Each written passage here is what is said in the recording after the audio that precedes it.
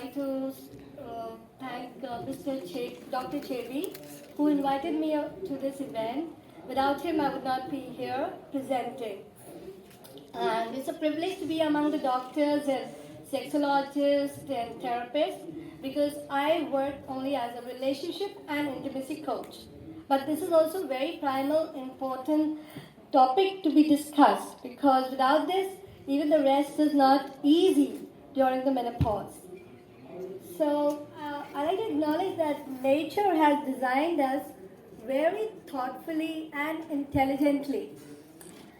Because at this onset of the puberty, we have a curiosity for our body, for sex, for masturbation, for pornography or something that stimulates our imagination.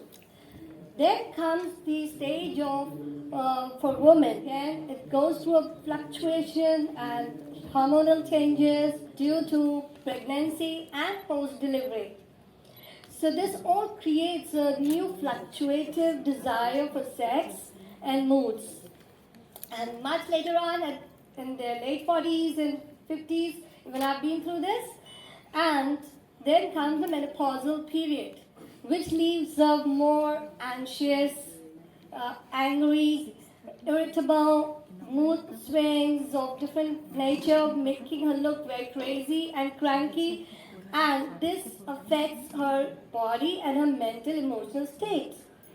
But along with this, also your partner, your sexual partner, maybe a boyfriend or a husband or so on, any kind of partner who's also indulging in your sexual activity, they might feel you are rejecting them. Especially when the woman goes through this menopausal period, she does not want you to penetrate. Her emotional desire is, or emotional intimacy is, hear me, soothe me, listen to me, massage me, comfort me. These are our emotional bodies screaming for that attention and pampering. So it is very important to educate the partner how to deal with her mind and body when she's going through the menopausal period and phases. Else it could lead to conflict, it could lead to even as extreme as divorce because the man feels, oh my God, she doesn't want me anymore. She's become so cranky, she's behaving this way and that way. And because of lack of education or relationship coaching or intimacy coaching, they actually lead for divorce. When actually this was just a phase, a transitionary phase for both the man and the woman, especially the woman, of course, because she's enduring it.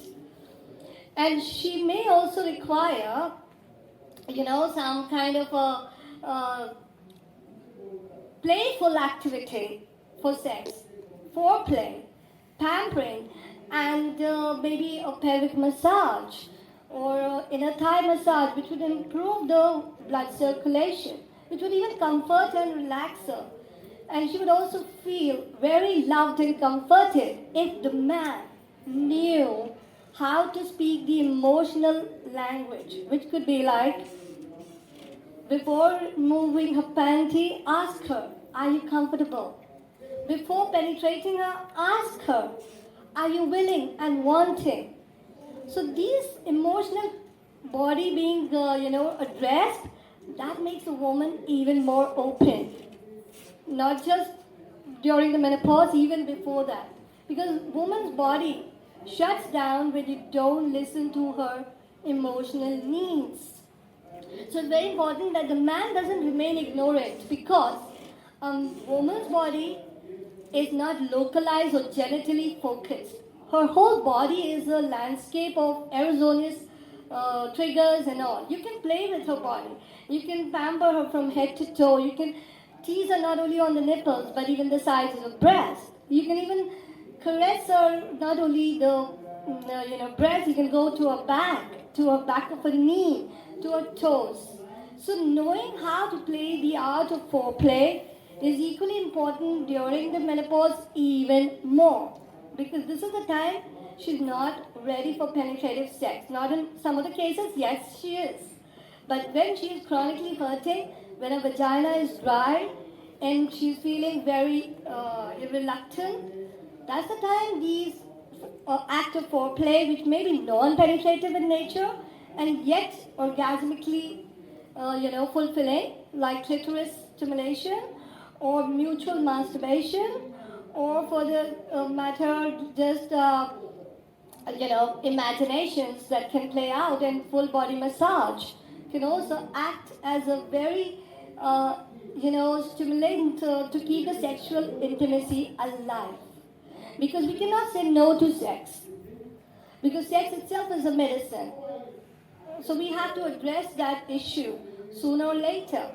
We have to give that phase to the woman as much as to the man, how to sail through this oscillating moments of yes and no, push and pull, and so on. The emotional escalation that she goes through.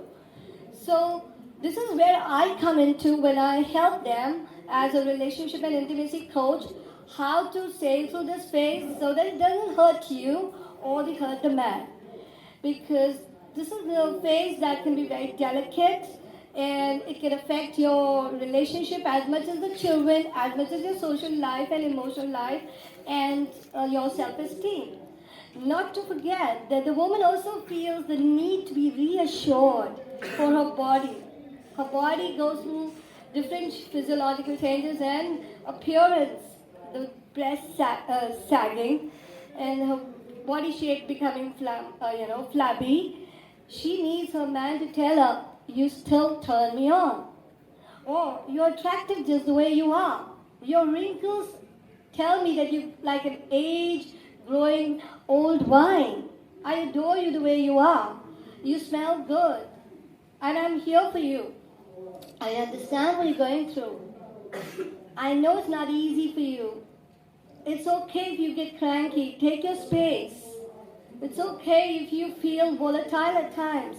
I'm here to soothe you. Tell me if I can give you a back rub. Can I give you a pelvic massage? Would you like to just relax into a soothing tub? Can I book you a spa? That is what the woman needs to hear more. And this is the emotionally intelligent man who addresses these issues because he sees her body as his own. When you are penetrating her, penetrate her consciousness as much. Because that's when she will welcome you fully. That's when she needs you completely. And not once, not twice, every time. Because now she feels she can trust you. She's safe with you.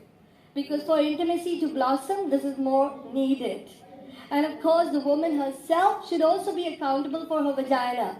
Because her vagina is her pride as well, is her full acquaintance with her own womanhood. And she should also do self-pleasuring.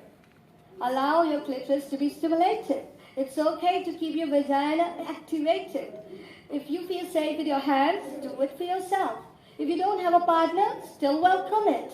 Don't let it dry. Don't let it die.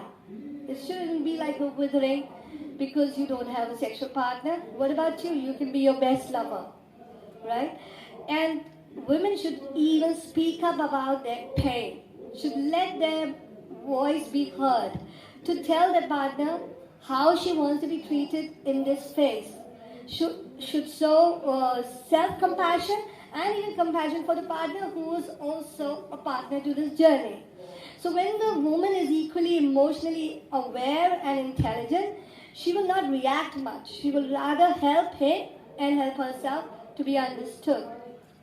So besides hormonal therapy and estrogen supplements and therapy and vaginal creams and sex lubes which the doctor would prescribe and should be used with the medical assistance, we need to dive into the mental and emotional pain as much. And along with it, she needs to take care of her body, stay youthful. I'm 52 and I'm still rocking, and I'm very proud of myself that I have taken care of my mental, emotional, physical states by the right habits, lifestyle habits, as all the doctors here did prescribe something called, the right nutrition, and especially the nutrition which enhances your estrogen. as well as helps your testosterone. I do not know everything of this, but I do know that it is emotionally, physically important. So is your yoga and yoga asana, which is so good. It acts as a helping hand to how to keep your body well maintained during the menopausal period, and not to forget heart breathing. I call it orgasmic breathing, which means breathing in through your nose and breathing out through your mouth. So it's very, very liberating if a woman does this to herself, breathing in. Sound of orgasmic. It releases your emotional toxicity and physical toxicity. So let your body fully breathe as much as you need to exhale during the orgasm. Don't shock, don't clamp yourself, or don't resist yourself to exhale. So that was about me and my work as a relationship and intimacy coach. I hope it was useful, insightful, because we need to educate ourselves, we need to educate our future generation, and we need to educate our partners. They may be just vulnerable as you, ignorant as you at times. So thank you so much for giving me this space, for allowing me to talk.